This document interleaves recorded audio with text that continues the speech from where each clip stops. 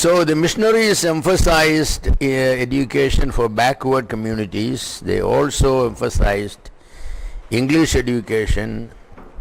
They made provisions for women to be taught. A major advancement in the social, cultural and religious areas. It advanced in all three areas because of education. So, the religious part irritated the Orthodox people. But they conducted Bible classes, and many Orthodox priests came, and other people came. They listened to them. This was new for them because they were worshipping in the Syrian language, which the people didn't know what they were saying. They were just saying things that without knowing, like the Muslims are praying, Allahu Akbar, Ilah illallahu, Allahu, they didn't know that. Even the person praying, you ask him, what are you saying? He says, I don't know. It's enough for Allah to know it. That sort of. So people were not knowing, but in English and Malayalam, the missionaries were taking classes and teaching them from the Bible. These things are not in the Bible. The Bible prohibits you to worship any idols. So even a cross cannot be used. They were against it. So Abraham Malpan. Malpan means a teaching priest, The title Malpan means he trains other priests, other people. So Abraham Malpan, a teaching priest in the Orthodox Church, came under the influence of the missionaries.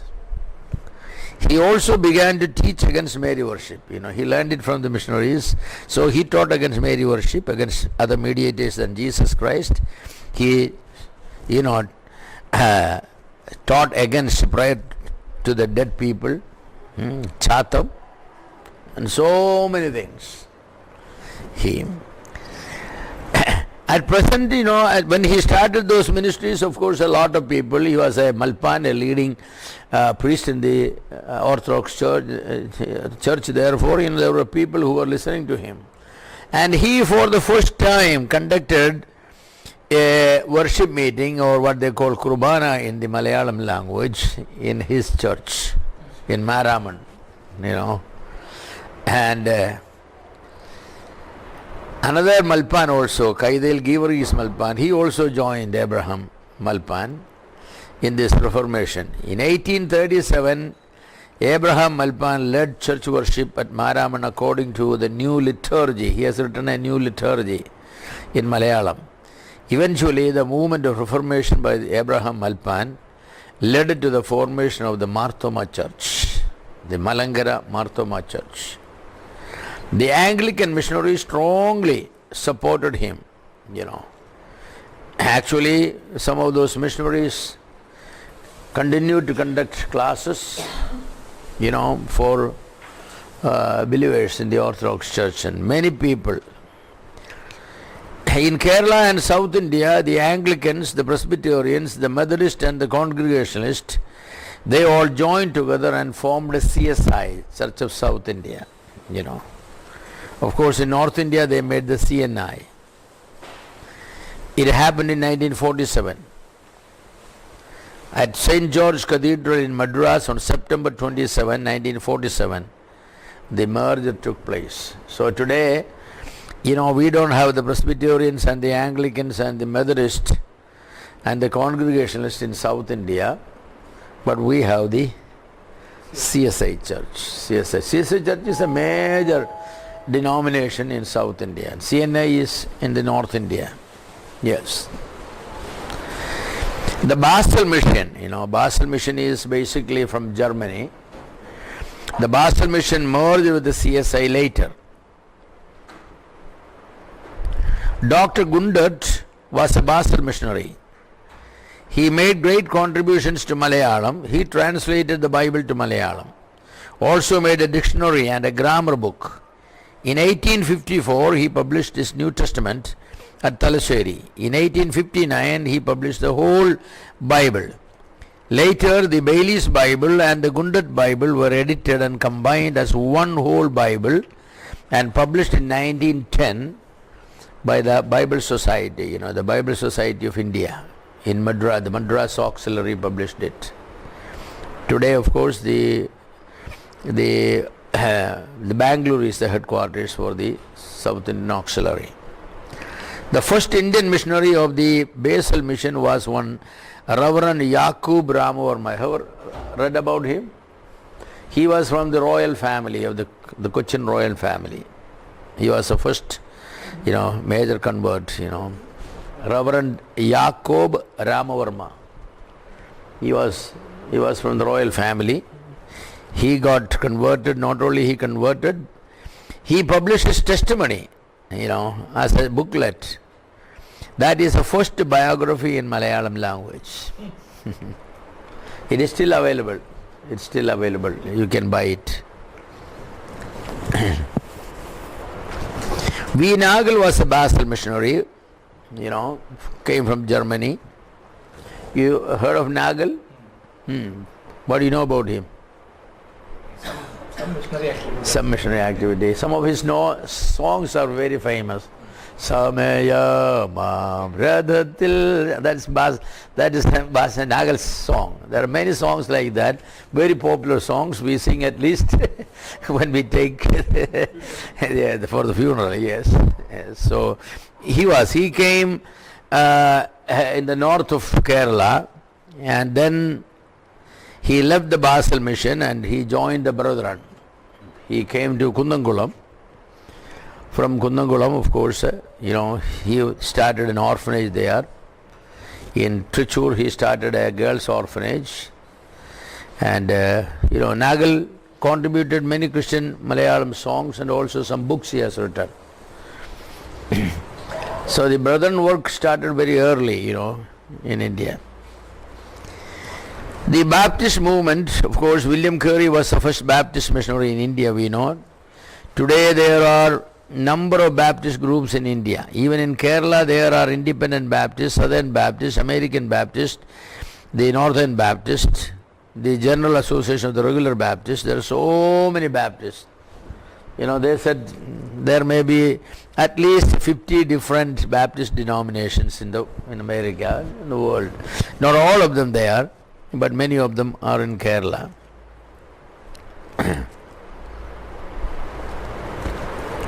Andhra and Northeast Baptists are in large number. Kerala has a fewer number in comparison because Baptist denominations did not prosper in Kerala.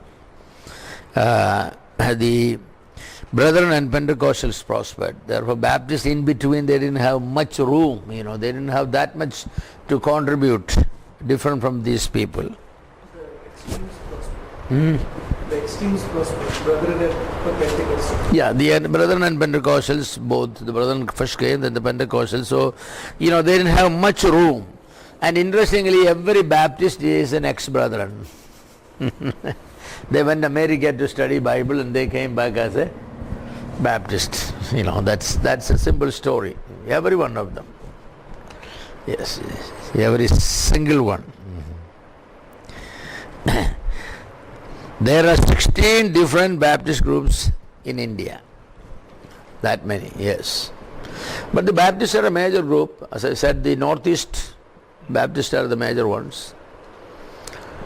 The Lutheran Church also have roots in Kerala and South India. It was in 1706 that Lutheran missionaries reached India. They came from America, Germany, as well as from the Scandinavian countries. In 1975, the different Lutherans in India got together and formed the United Evangelical Lutheran Church of India. The United Evangelical Lutheran Church in India.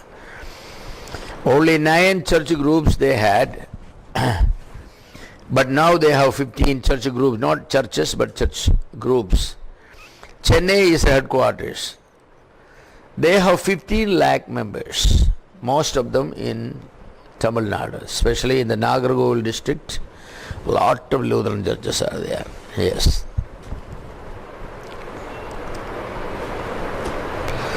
Also in Kerala they have in Malappuram and Trivandrum. Perurkada, Trivandrum, they have 70 churches. Malappuram is another Lutheran center. Presbyterians, it was in 1894 that the Presbyterians came to India. It was in the northeast. Reverend Thomas Johns and wife came to Meghalaya and worked among the Khasis. From here they spread to Assam, Mizoram, Manipur, Tripura, Arunachal Pradesh. In 1992 they formed the Presbyterian Church of India.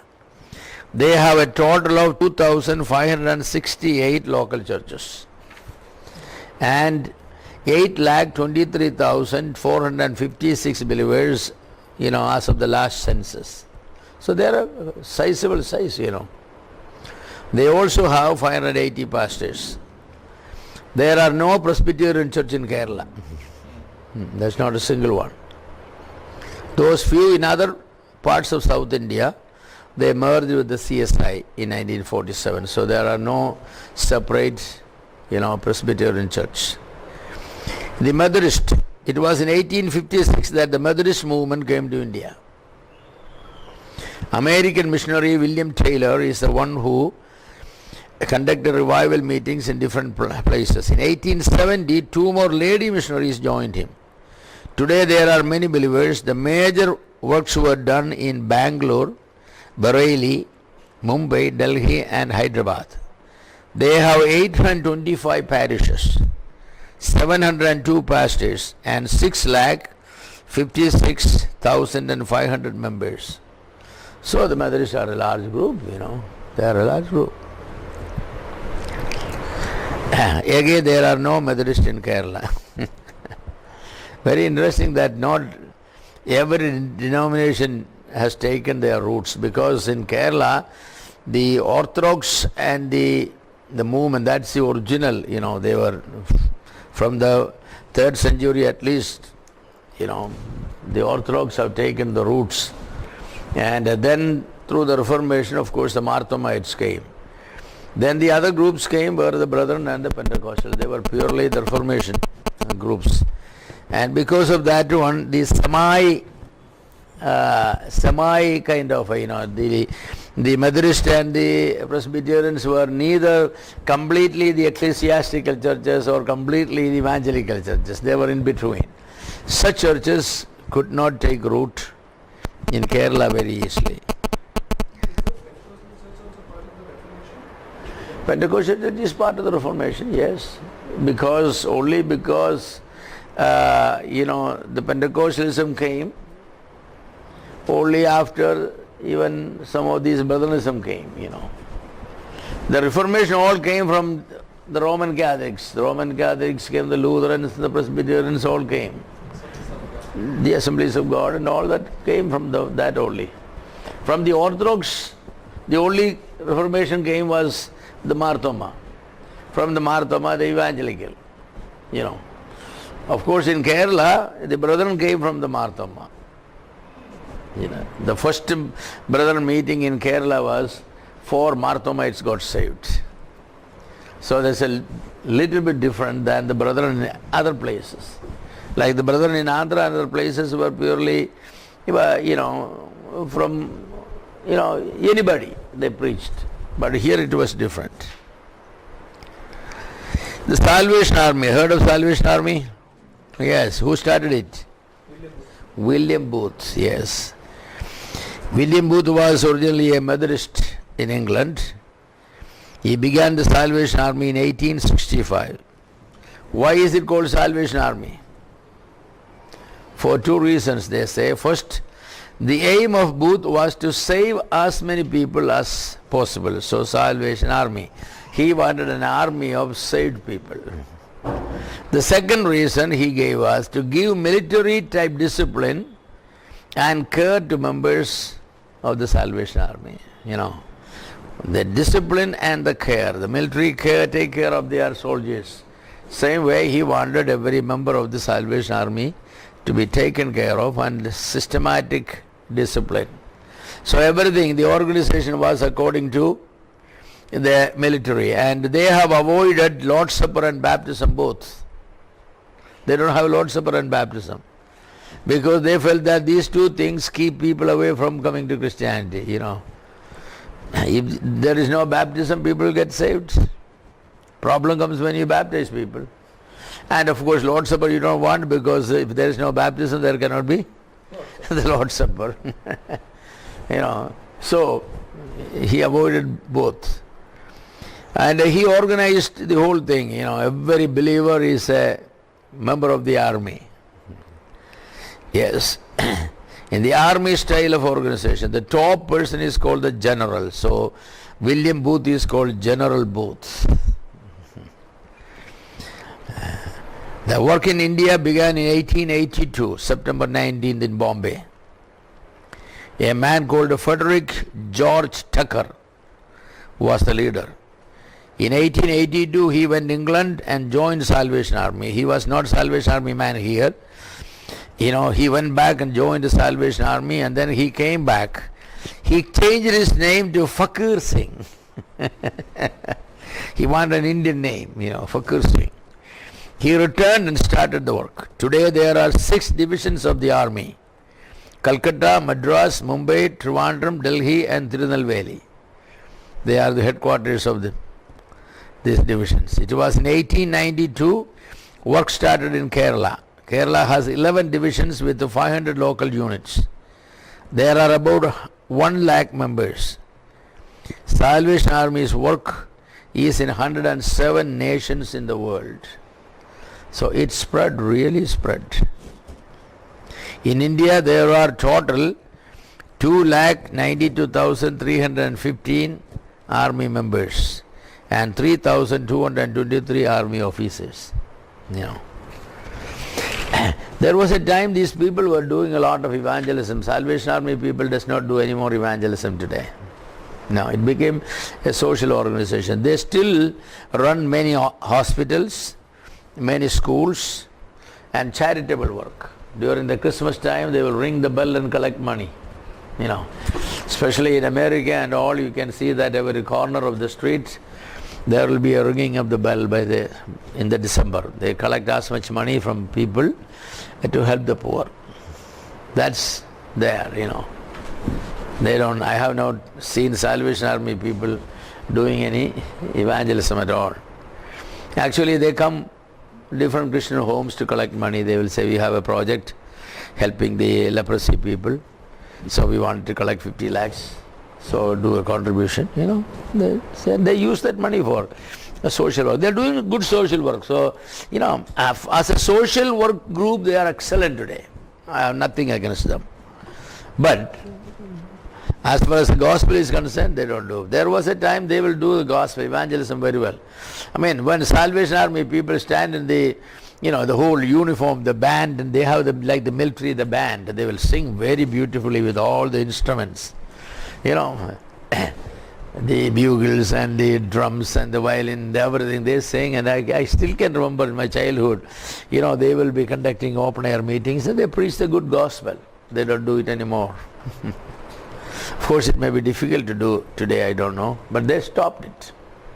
So that aspect of the work, as days go by, lot of Christian groups, they stopped evangelism. Evangelism is very difficult. Nowadays it's very difficult to do in India. With every religious groups become so militant, radicals, yes. The CNI, the Church of North India, British Baptist Mennonites, the Disciples of Christ, the Methodist United Church of North India, Church of India, the Anglican, these 6 denominations united to form Church of North India in 1970. On November 28, they met at Nagpur and formed CNI. Today CNI is a very major denomination in the North India, just like CSI in the South India. CNI, they are everywhere. There are 26 divisions, or what you call Bhadrasanams, 1,500 churches, 1,000 pastors, 12 lakhs 50,000 believers in North India. The head of the church will always be a bishop chosen as the moderator. Headquarters is New Delhi. There is also a CNI Trust Association to handle all their property matters, their buildings and all. Well, there are some good CNI pastors. I have met some good ones when I was in Madhya Pradesh.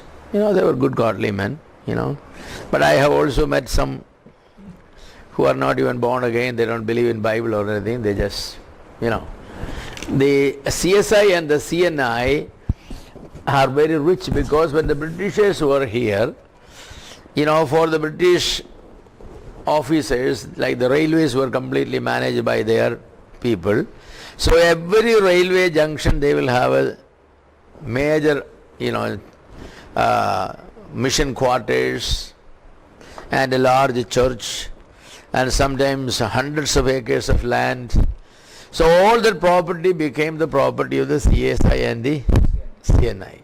So they are very rich. They are very rich. Unlike the new denominations that have come up, who does not have church buildings and cemeteries and all that, these people have a lot of properties that way. And the sad thing is, many of them, not all of them I will say, many of them are not preaching the gospel anymore. I know many CNI members when I was there, and some were saved, but some were not. They will go for Easter and Christmas Day, they will go to church, They will dress up nicely and go. That's it. Yes. The Canaanite Christians. There were 3 migrations from Syria in the 3rd and 4th centuries.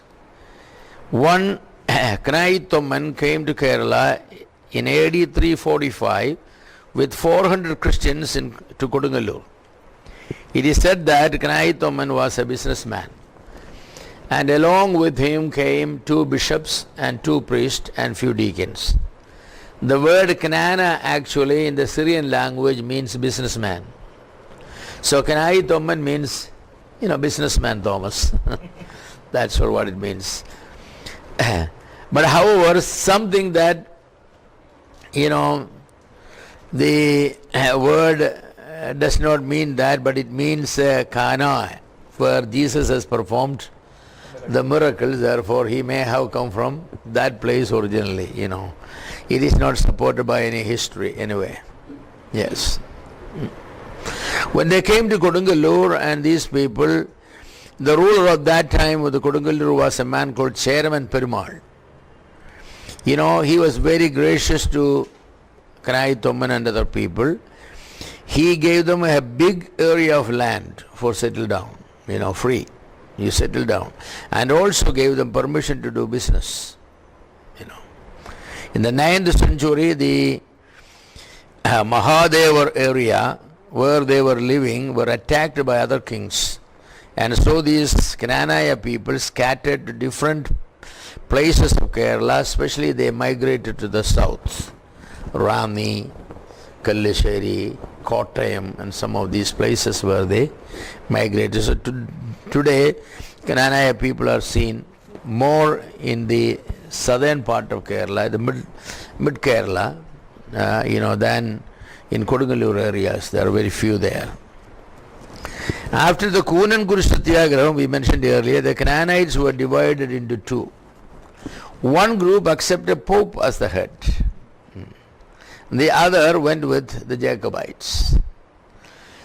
So, those who supported the Pope, of course, they are Roman Catholics. So there is a Canaanite Roman Catholic section.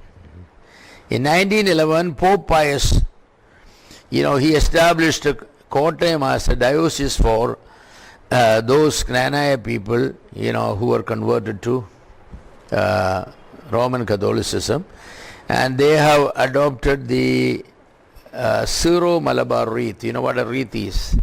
Wreath means system of liturgy. They are different. The Latin wreath means all worship is in Latin language. They follow what the Rome follows. Then the Syrian wreath. So there the worship will be in Syrian language, and so now they have a Syro-Malabar wreath where the Malayalam is a language. and they have changed that one. So a wreath simply means, a liturgical system, a liturgical system.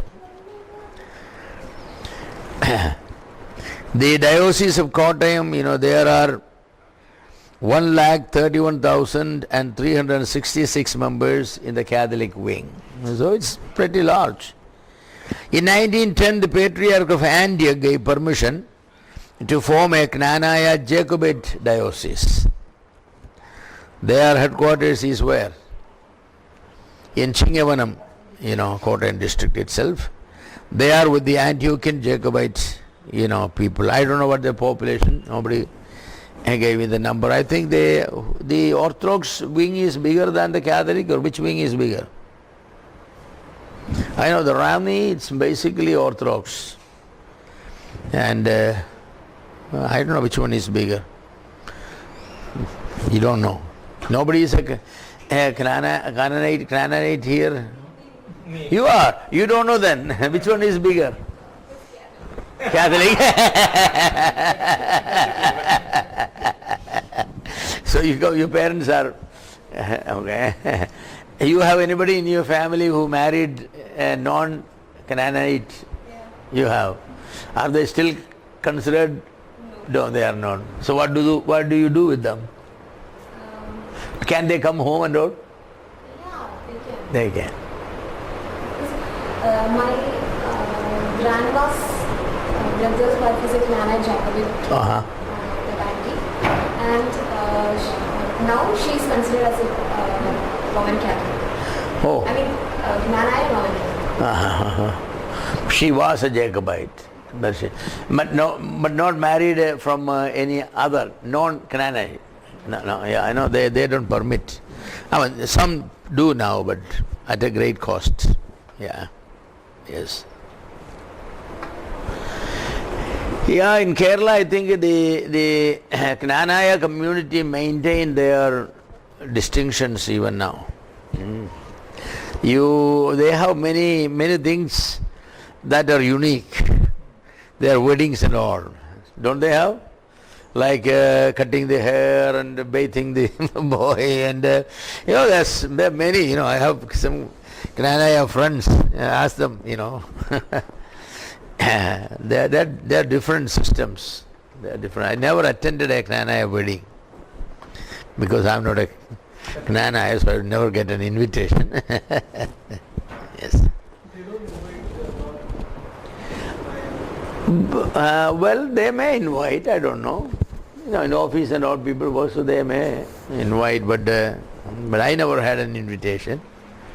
The few Canaanite I knew, they all left the Orthodox and the Catholics. They are with us, and they have invited for their children's wedding, but it was never a typical wedding, so I never could. There were some cultures that were different. I know that. Yeah. An old video for Knanaya wedding is circulating in paper. Is that right? Yeah. I would like to see it. It's very old. Very old one. Oh, that would be great. I always love to watch the cultural. Every culture has something unique to contribute, I believe. Culture means a group of people do things in a unique way which not others are doing. So they are identified as a culture. So how these cultures originated will be very interesting. I had to find out. We mentioned about the Malangara Marthoma Church. Wanted to say a little more. We said that Abraham Malpan and Georgius Malpan were influenced by Anglican missionaries, against many false beliefs of the Orthodox Church. It is Abraham Malpan who began the work of Reformation. He opposed the prayer for the dead, he worship of Mary, Chatham. You know what Chatham is? For the dead people, they do certain things. After certain days, there is like Hindus have Adiyantiram. They have after certain days. So the Jacobites and the Catholics both have certain days. They have Adiyantiram. And of course the Orthodox people won't get into the room of the dead one for 40 days. The bed will be, they will put the bed on which the man was or the woman was, sleeping regularly. A white sheet will be put on it, and there will be candles burning there, and the Bible will be kept there, but nobody will go and disturb that. Well, no, they are not Hindu tradition, they are Orthodox traditions in India. Where they got it, that I don't know. The reason is that these 40 days, they say that Jesus Christ went to heaven only on the 40th day. So they say that the spirit of the dead person will be wandering around for 40 days, and then on the 40th day, go to heaven. Now you cannot say that's Hindu tradition. See, that's why I said that no, it's not Hindu tradition, it is Orthodox tradition, or we want to call it. This is not the biblical tradition, for sure. That I agree on that one. But I won't want to call that a Hindu tradition, because no Hindu home you will see that 40 days they are doing it, So they have traditions like that, and then on the 40th day there is a prayer and various things, and then after that one, അപ്പം ചത്തിരുന്നെങ്കിൽ കട്ടിലേക്ക് കിടക്കാരെന്ന് പറഞ്ഞ മോന് കയറി കിടക്കാം. There's a saying that if daddy died, I could have slept on the bed, because olden days everybody does not have a cot. So most of the people will be sleeping on. So someone said that appan chattirunengil. Yeah. Yeah, people say that. Of course, some appans don't die very fast, They just linger on. Yeah. Oh, it's nice to have old people at home, I tell you. It's a joy.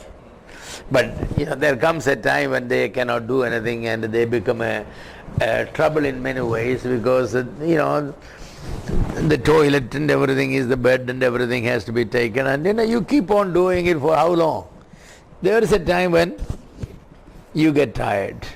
So it said, somebody told me that the God arranged it in such a way so that when they die you won't miss them.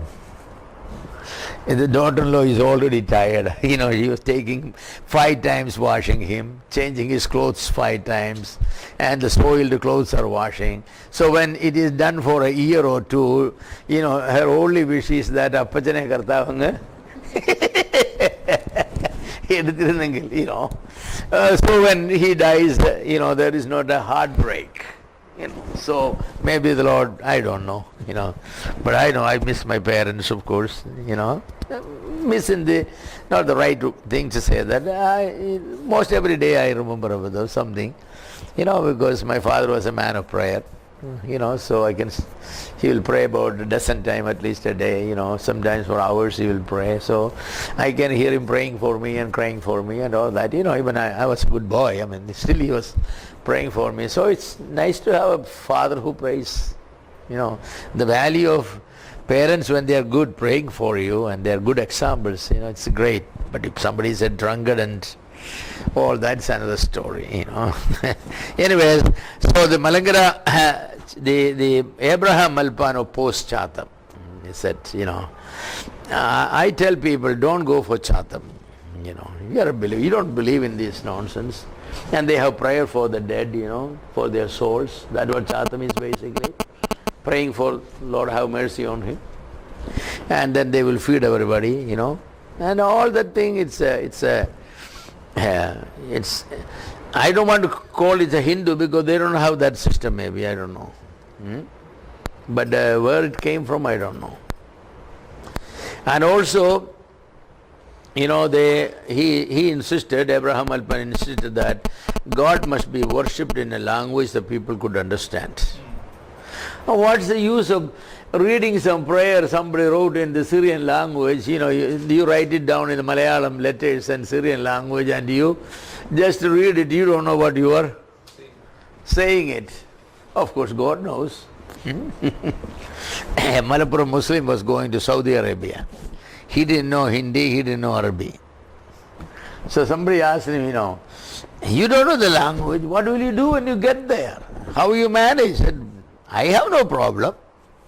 When I say in Malayalam, I know what I'm talking about. Right? If they don't know, that's their problem.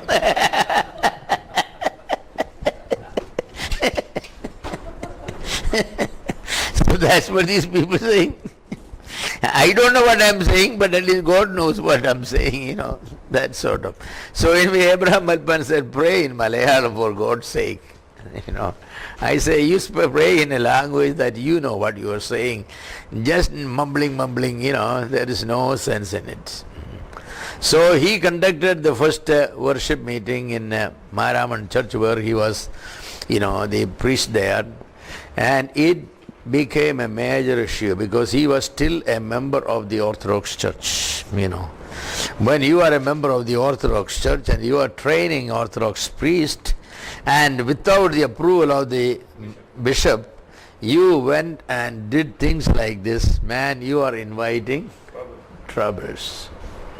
And I tell you, in making troubles, these Christian groups are not very generous. They will. So Abraham Malpan had no choice but to leave the Orthodox Church because they excommunicated him. They excommunicated not only him, but a few others also.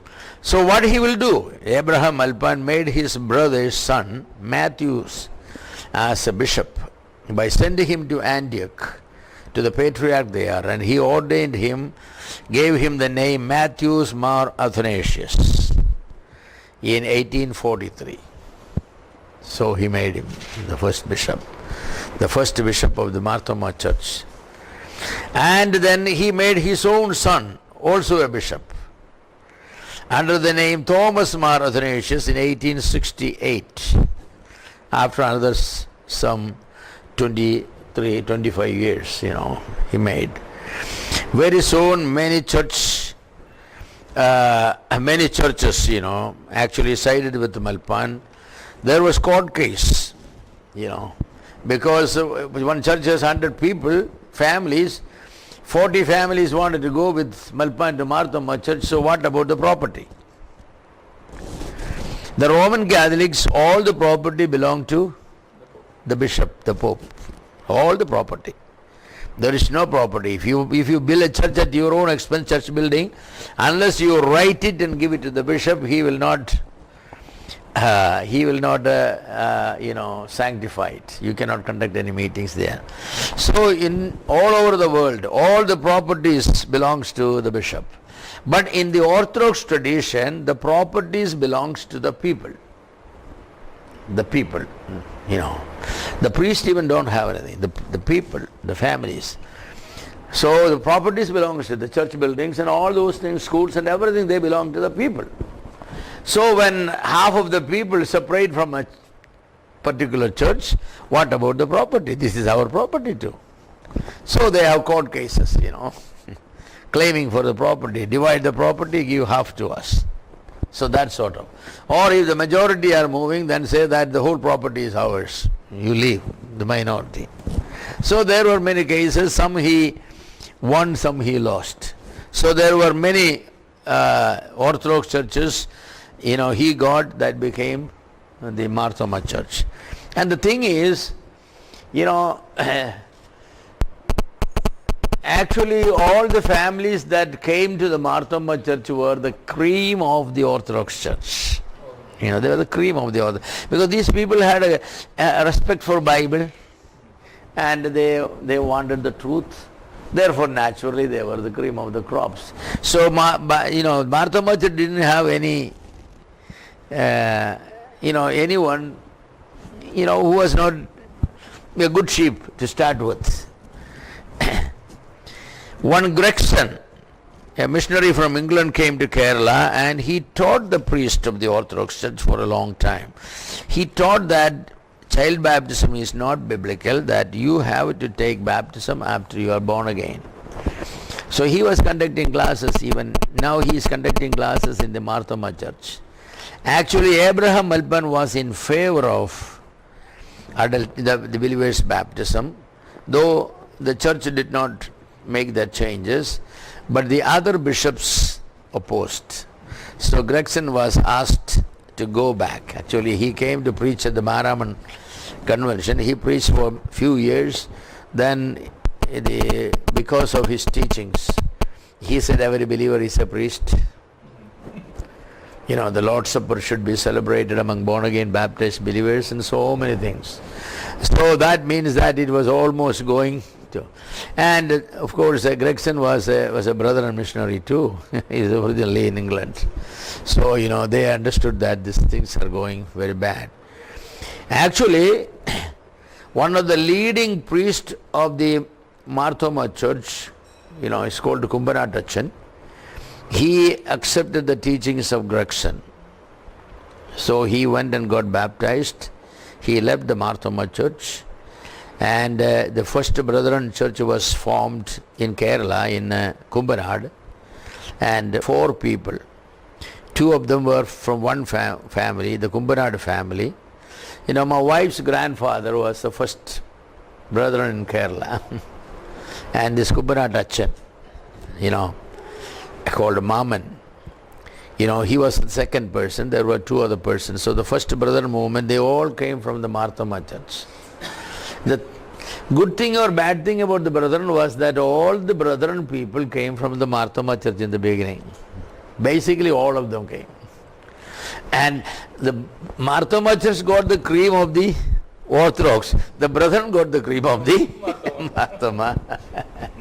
And the Pentecostal movement just the other way. The Pentecostals all got in the beginning from the poor people. All the poor people.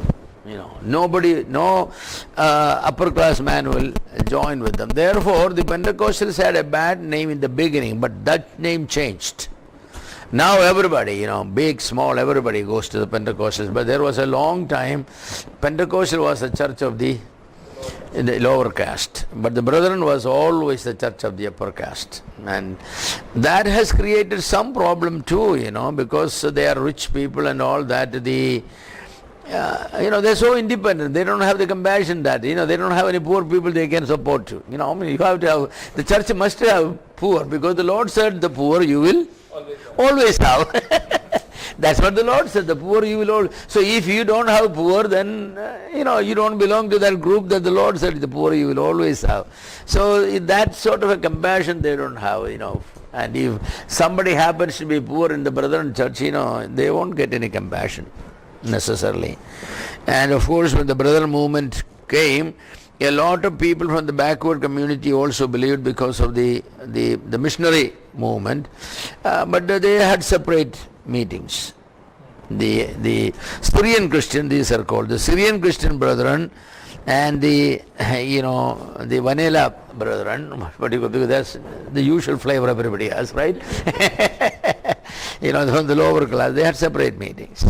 No, they cannot meet together. And they also didn't want it actually.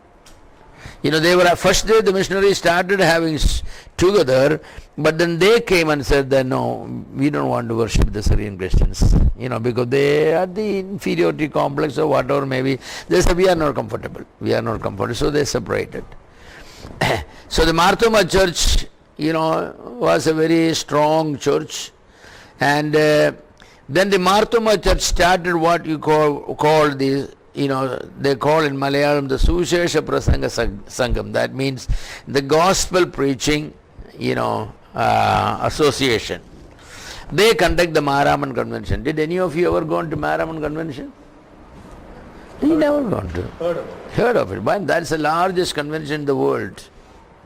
The Keswick convention is larger only because of the number of people attend in 1 month. It lasts for 1 month. More people come. But at any given day at Maharaman, on Friday, Saturday, Sunday, maybe 500,000 people at least come. That's sit under the pandal and all that, so that's the largest, so-called meeting, Christian meetings in the world. So at least one day you must go. In the early days when it started, they were purely preaching the gospel, pure gospel, unadulterated gospel they were preaching. But last few years, you go there, One time if I'm in Kerala, I will go at least one day. because you get a chance to buy all Christian books. All Christian bookshops will have there, so you get. So one man was preaching that you never have to tell anybody the name Jesus. You don't have to. You don't use the name Christian. A Hindu is a Christian. Rama is Christ. On Maharaman, where the Jesus Christ was exalted and preached from that platform, this sort of nonsense. So you can just see how much they have gone. They are part of the World Council of Churches and all that, so the ecumenical movement and all that have really diluted them. Yes. But Reformation in the beginning made many changes in the Marthoma Church. However, it stopped short of reaching the full Reformation. Many took baptism in the church under the influence of Gregson, etc., but the bishop excommunicated some of them. Some left the Marthoma Church. Others confused and didn't know what to do, So, you ever heard of a man called Mahagavi K.V. Simon? Yeah. No, he was a Marthomite man. He was a faithful Marthomite man, but he studied Bible and then, he took baptism and all. And then he not only took baptism, he taught about baptism. So he was called for, trial. So the priest who was in charge of the trial, asked him one question first, said that, did you take baptism, by immersion? So he asked back, this is for information you are asking, or is it a trial? He said, it's a trial. Then tell me first of all, what book is the basis of this trial? If they can answer Bible, because he will shake them. If they will answer anything else, then again he will shake them. So, you have to answer. You don't have to ask I will answer, but I need to know from which book to answer. So you tell me that what is the basis of this trial? They say you are excommunicated. So he left and he started what is called what they call them? Viyojana Prasthanam, means a separatist movement. After a few years, he had about 15-20 churches, and then he joined the brethren. There was another man, equally famous or more famous, that his name is Kochugunjupadeshi, Mutambakal Kochugunjupadeshi, a great man who may have won more than 1 lakh souls. He also took baptism, Actually, Simon and they took baptism together, I think, more or less same time, may not be the same date, but same season. So he was also called for trial. And he confessed that, he has taken and I have taught against, but I will no more teach against. I will abide faithful to the teachings of the Marthoma Church. So he was forgiven and, so he remained in the Marthoma Church. So what happened actually, as I said, more than 100,000 souls may have been won by Kochugunjupadeshi, but what happened to all those souls? Many of them remained in some in the Catholic Church, some in the Orthodox Church, some in the Marthoma Church, some nowhere. But the people that Simon had won, they were all baptized and they all separated, So when we don't take a stand on separation, our labor is never going to, bring fruit.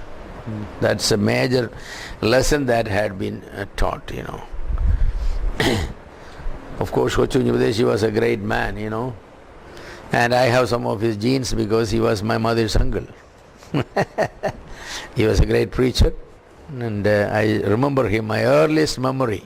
When I was 3 years old, he's sitting in his lap.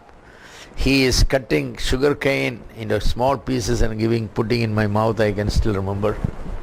So I said the sweetest memory of a great man, but he didn't have the courage, backbone to stand for the truth, Yes. Today the Marthoma Church is very large with 12 dioceses, 13 bishops, 997 priests, 1200 churches, and 15 million, 1.5 crore believers. So it's a pretty large, pretty large segment. Yes. The Brethren movement started in Ireland. It's at its capital, Dublin, in 1825. A man called Edward Cronin, he was a dentist, a royal dentist. He worked for the court. Who, upon studying himself the Bible, came to the conclusion that the Roman Catholic Church was unbiblical. Even the Anglican Church was unbiblical. He felt that, he understood that every believer is a priest, therefore does not need another priest to break bread. Born again, baptized believers could meet together and break bread, because Paul said, that which I received from the Lord give over to you, the church, not to the priest, not to the elders even. It is given to the believers. Therefore he believed. So he met with some other like-minded believers and started breaking bread in the house of one Edward Wilson. And this Edward Wilson remained a member of an independent church. So Cronin disagreed. Cronin said, if you break bread here, then you cannot go and participate in the mass there also. You choose one or the other. That also in his house. Yes, that also in his house. So actually Wilson continued as a member, therefore Cronin moved from the house. In 1827, one Hutchinson met with Cronin and worship was shifted to Hutchinson's house. A man called J.N. Darby, ever heard of him? Yes, J.N. Darby, J.J. Bellett, Lord Cogleton, etc. They all joined there for breaking of bread.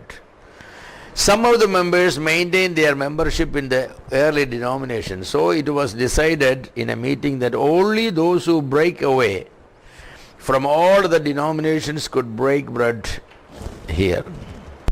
So again there was problem. A number of people left, only 4 left. They were members of that one. The following week 4 members came and J.N. Darby met with them, and J.N. Darby is then considered that he was a leader of the Brethren movement, because he was a genius. Darby was no ordinary man. He was a gold medalist in classical languages of Latin, Hebrew and Greek from the Oxford University. He was a great scholar. He was a lawyer. Yes, there's a Darby's Bible, one of the best English Bible. He translated Bible into German, French, English and then Italian, 4 languages. And he traveled all over the world. He started by his own labor started about 1,200 churches all over the world. People don't like Darby actually, because Darby is they say Darby has a caustic personality. What is caustic personality? Ever sodium chloride, what is caustic soda, it's, you taste it, it's not, you spit it out, that sort of. He was very strong. He disagreed on things, He was a man, one cut, 2 pieces, There is no gray area in him. It's black or white. So because of that one, many people disagreed with him. He won't make allowances that way. So what happened at the early beginning of the Brethren movement, a major division took place between J.N. Darby and a few other people like one Miller and others, and George Mueller and all these great men. The division.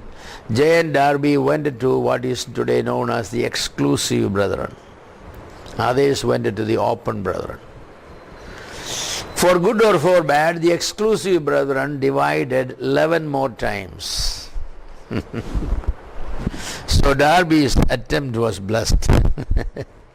It divided on every little thing. They will disagree, they will divide. Yes. The open brethren never had a division. because the open brethren allowed people, even members of other churches, to come and break bread with them. If you are a born again baptized believer who maintain, clear life. And then, because they say that it is the Lord's table, not our table, so you cannot keep people away on, unnecessary reasons.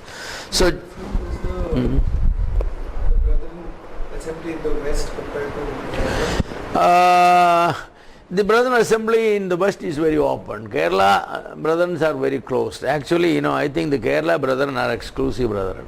They don't call themselves exclusive, but that is what it is. I think the early missionaries who came from England may have some exclusive tendencies, and therefore, and of course the Marthomite people who, came out, and they also had tendency, of separation. Even this Maman Kashisha, who was one of the founding members of the Brethren movement, he separated from the other three very shortly, because he said that all the properties in India of the Brethren must be handled by Indian believers. No property can be handled by foreigner. We Indians are educated, we have the ability, why should they own? But of course, the missionaries who brought money from abroad, they invest the money, they start schools, orphanages, hospitals.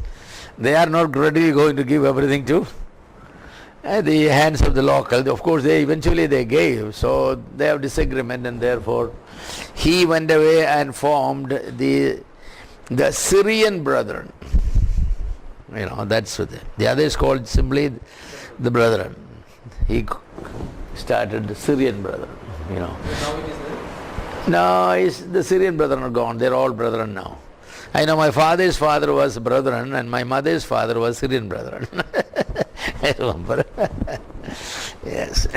So very interesting. My father and mother were married, officiated by this Maman Gashisha, So it was the brethren from the Syrian Brethren, that married. But, but now only brethren are there.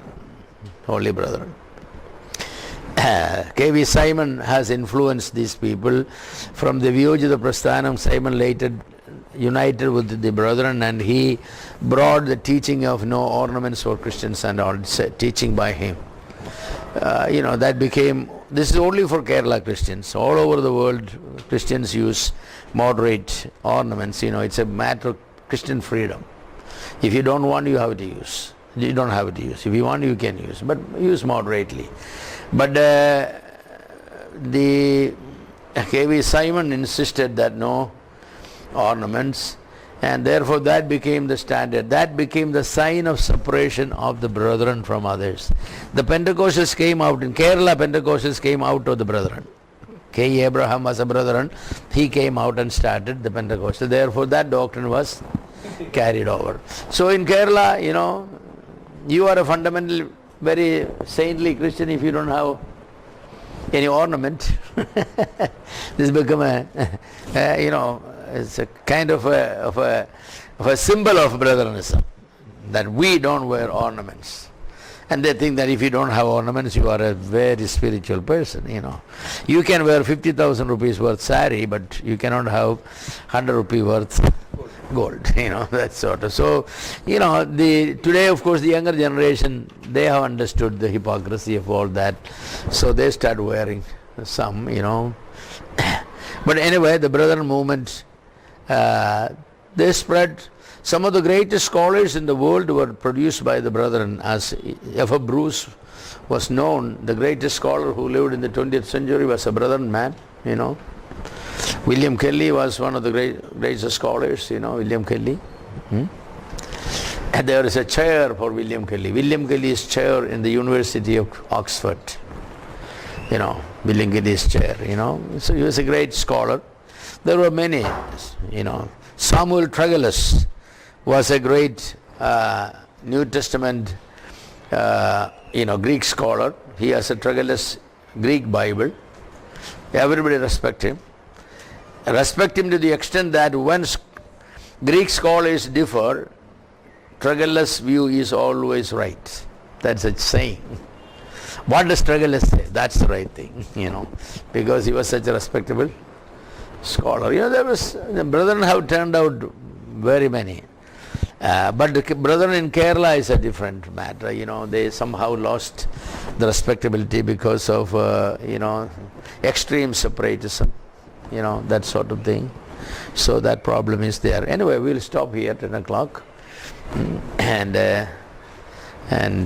well, basically, only Pentecostals I have to touch, and that next class we'll basically kind of cover this, wind this up. And then I will be gone for a few weeks, and then come back and you decide what you want. Brother suggested that maybe once a month, Saturday whole day, instead of, if that's